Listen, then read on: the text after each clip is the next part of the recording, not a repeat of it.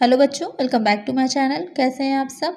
आज की वीडियो में हम पढ़ेंगे बिजनेस स्टैटिक्स या फिर स्टैटिकल एनालिसिस के बारे में।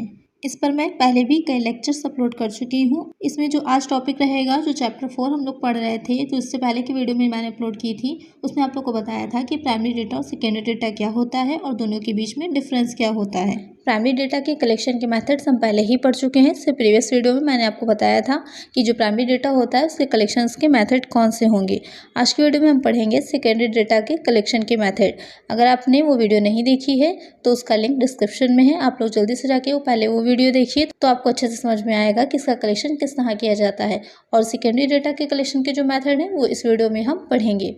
तो वीडियो शुरू करने से पहले अगर अभी तक आपने चैनल को सब्सक्राइब नहीं किया है तो जल्दी से पहले चैनल को सब्सक्राइब कर दीजिए। आप लोग देखते हैं पर सब्सक्राइब नहीं करते, तो चैनल को सब्सक्राइब कर दीजिए और साथ ही नोटिफिकेशन बेल को भी ज़रूर ऑन कर दीजिएगा और ज़्यादा से ज़्यादा फ्रेंड्स के साथ वीडियो को शेयर कर दीजिएगा। चलिए शुरू करते हैं। अब आ जाते हैं हम जो सेकेंडरी डेटा होगा, द्वितीय आंकड़े होते हैं, उनको कलेक्ट करने की विधियाँ क्या हैं। तो द्वितीयक समंग वो तो आप समझ ही गए हैं कि क्या होते हैं, कि जो पहले ही किसी अनुसंधानकर्ता द्वारा अपने किसी उद्देश्य से कलेक्ट किए गए थे, अब हम उनका यूज़ करना चाह रहे हैं, तो वो हो जाएंगे हमारे द्वितीयक आंकड़े, सेकेंडरी डेटा। तो यहाँ पर जो उनको कलेक्ट करने के सोर्सेज होते हैं वो दो तरह के होंगे। एक हो जाते हैं प्रकाशित स्रोत, पब्लिश सोर्सेज, दूसरे हो जाते हैं अप्रकाशित स्रोत, अब अनपब्लिश सोर्सेज।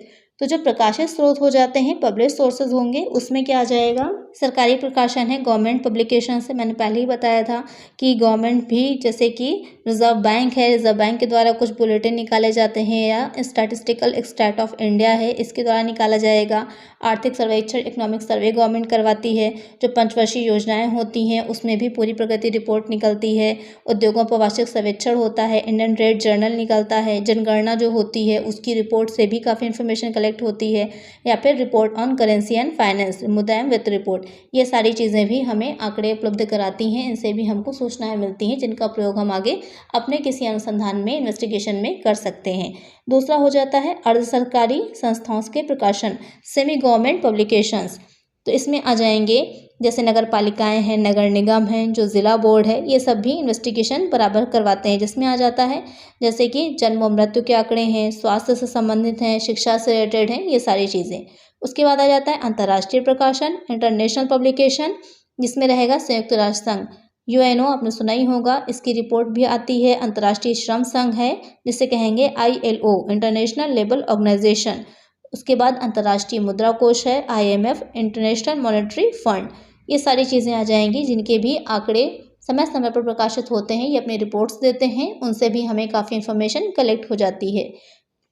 इसके बाद आ जाता है आयोग व समितियों की report, reports of commission and committee, जो अलग अलग कमेटीज़ बनाई जाती हैं, जैसे कि वित्त आयोग के प्रतिवेदन, रिपोर्ट ऑफ फाइनेंस कमीशन, वेतन आयोग के प्रतिवेदन, रिपोर्ट ऑफ पे कमीशन, योजना आयोग के प्रतिवेदन, रिपोर्ट्स ऑफ प्लानिंग कमीशन। तो इन सारी चीज़ों से भी हमें क्या होती है, जो डेटा होता है वो भी कलेक्ट कर सकते हैं।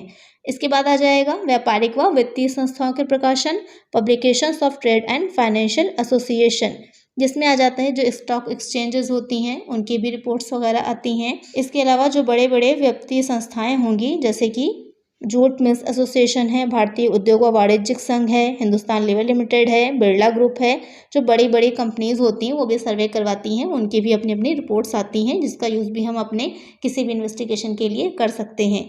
इसके अलावा विश्वविद्यालय एवं शोध संस्थाओं के प्रकाशन, publications of universities and research institutes, जैसे किया जाएगा इंडियन स्टैटिस्टिकल इंस्टीट्यूट, भारतीय सांख्यिकी संस्थान, व्यवहारिक आर्थिक शोध की राष्ट्रीय परिषद, national council of applied economic research, राष्ट्रीय प्रतिदर सर्वेक्षण संगठन, नेशनल सैंपल सर्वे ऑर्गेनाइजेशन, विश्वविद्यालय शोध ब्यूरो, यूनिवर्सिटी रिसर्च ब्यूरो, केंद्रीय सांख्यिकी संगठन, सेंट्रल स्टैटिस्टिकल ऑर्गेनाइजेशन, जिसे कि शॉर्ट में CSO भी बोलते हैं, तो वो आ जाएगा इसके अंतर्गत। इसके बाद आता है समाचार पत्र, पत्रिकाएं, पेपर्स एंड जर्नल्स। तो आपने देखा ही होगा जो पेपर्स हैं या कुछ मैगजीन्स इस तरह की आती हैं जिसमें भी काफ़ी इन्फॉर्मेशन दे रखी होती है। अगर मैं उसकी बात करें तो इकोनॉमिक टाइम्स आपने सुना ही होगा, द फाइनेंशियल एक्सप्रेस है, कॉमर्स है, ट्रांसपोर्ट है, ये सारी चीज़ें मैगजीन्स भी आती हैं, ये न्यूज़पेपर्स भी आते हैं जिसमें काफ़ी इन्फॉर्मेशन दे रखी होती हैं। उसके बाद आ जाता है व्यक्तिगत शोधकर्ताओं के प्रकाशन, पब्लिकेशंस ऑफ रिसर्च स्कॉलर्स। यहाँ पर कहने का मतलब है जो स्कॉलर्स होते हैं वो भी शोध करते हैं, उनके भी जो रिसर्च वगैरह होती है वो भी काफ़ी पब्लिश होती है, उसका यूज़ भी किया जा सकता है इन्वेस्टिगेशन के लिए।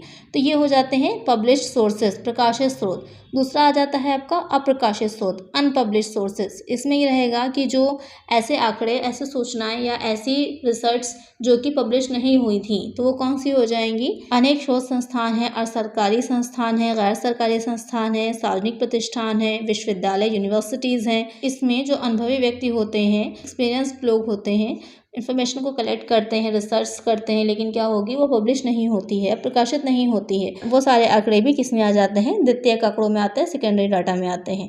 तो आप समझ गए जो सेकेंडरी डाटा होता है उसके कलेक्शन के मेथड्स कौन से होंगे। दो तरह के हैं, एक प्रकाशित, दूसरा अप्रकाशित।